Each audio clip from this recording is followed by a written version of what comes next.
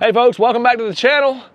Another real first today for JetBoatPilot. We have gone out and installed a Seakeeper Ride 525 on a Parker 28. Is this a pilot house? Is that what they call this? Yep. Awesome boat. Awesome boat. Super saltwater boat.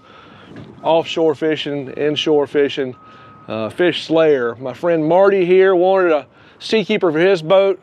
We put it on. We wanted to go out and test today, and we're going to show you some footage in a second here. It did exceptionally well, and I wanted Marty to be on camera because I wanted him to kind of tell you kind of how he felt the before and after. What do you think, Marty? Night and day, night and day. Very, very impressed. Very impressed with the Seakeeper and the quality of work y'all do. Well, thank you for that.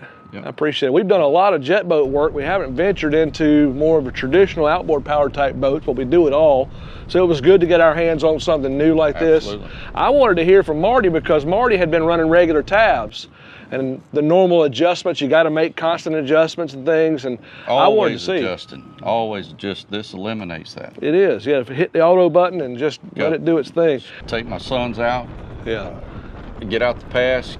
If we get in rough water, it'll be a whole lot more, you know, able to take it and stuff. Yeah, yeah. So you get offshore, it opens up a lot more opportunity to go out, where if you got bad weather, sometimes you're saying, I don't feel like I can go out in this. Now all of a sudden you can get out there more often. More often and a little further out maybe. Yeah, that's right. I can't tell you how many times I wanted to go fishing because the weather just felt great. And I felt like, man, this is the day. I don't have another day, but this is the day. And man, the weather just, it's a bummer if the weather shuts you down. So having Seakeeper giving you some extra days. To a certain extent, you can't make plans. That's right. Now you can kind of make a little bit of a plan. Yep, that's right.